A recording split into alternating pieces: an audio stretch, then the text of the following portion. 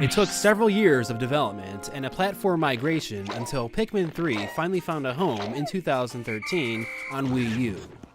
While the remnants of past development is seen in the ground textures, the high-def foliage and rainy terrain brings the series to life like never before. It really makes you wish that Pikmin came to HD much sooner.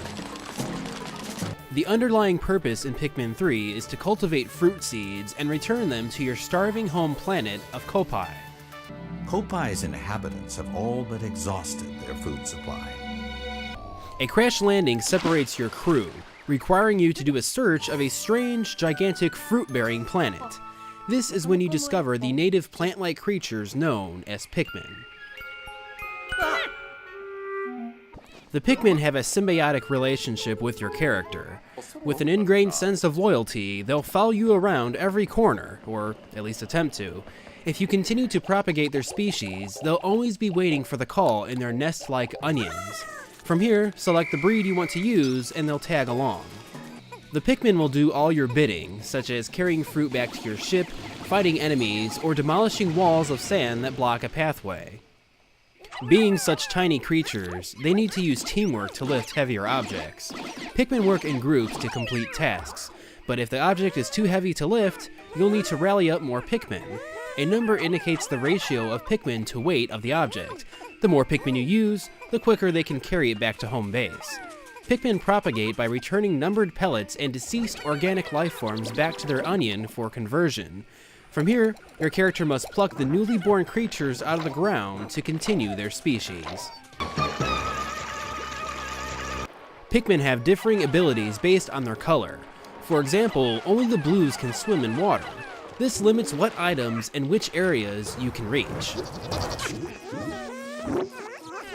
Likewise, while other Pikmin types will be electrocuted, the yellows can disable electrified fences and can even be used to light up dark caverns. Pikmin and fire is often a deadly combination, but the reds have immunity to flames. Separating them from the herd to cool things down will minimize casualties. Two new Pikmin types make their debut in Pikmin 3. The hardened rock Pikmin can both break apart protective enemy armor and shatter glass. The tiny winged Pikmin dramatically change the strategy of the game. They can be used to lift things like branches to open up more of the map, but their ability to fly over otherwise inaccessible areas while carrying the cargo of fruit or deceased wildlife is what makes them incredibly useful.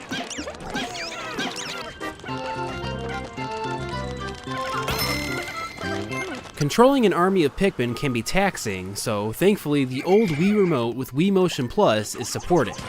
Using this and the nunchuck, you can point, throw, and call back with acute precision. While using the old Wii controls, the Wii U gamepad turns into an overhead map, allowing you to plan out your route and pinpoint the placement of fruit on the map. Pikmin 3 also supports the entire game solely on the gamepad itself, no Wii remotes or TV required. This method though simply isn't as accurate as using the Wii pointer.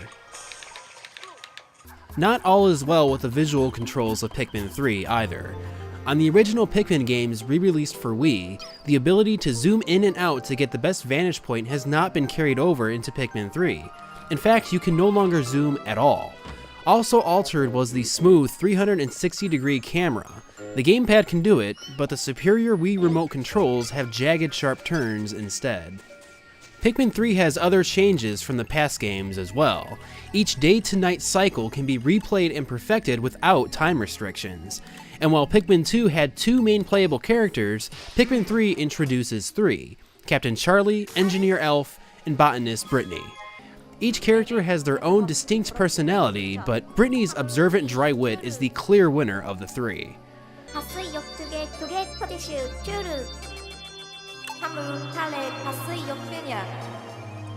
The 3 characters divide the workload into thirds. You can part your crew up across the map to accomplish tasks in a more timely manner. You can also work together to reach higher ground by tossing a character in the same vein as one of your Pikmin.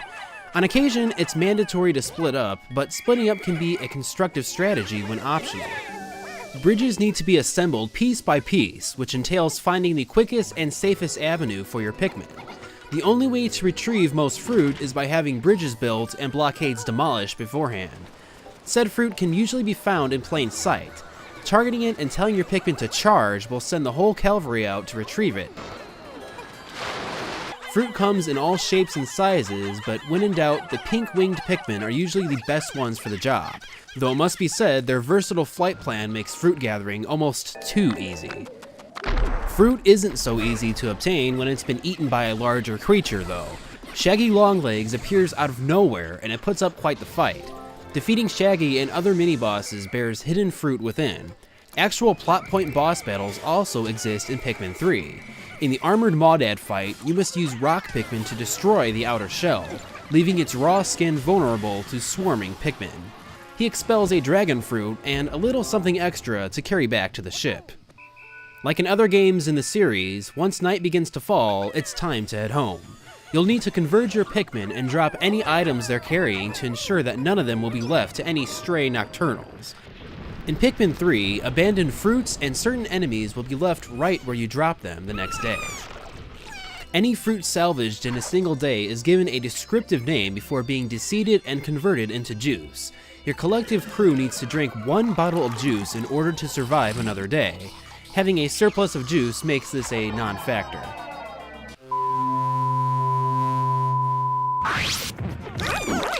Pikmin 3's bizarre cast of characters look better than ever thanks to HD visuals. Bulborbs and translucent golf ball ostrich monsters make up some of these otherworldly enemies.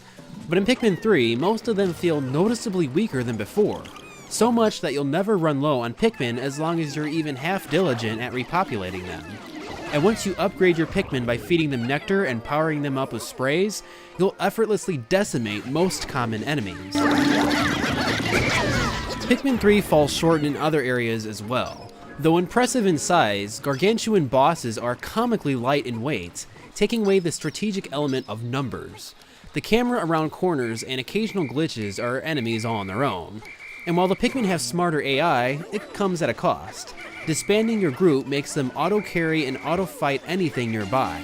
This can be a useful mechanic, but only when you want it to happen. The positive changes in Pikmin 3 deserve recognition too.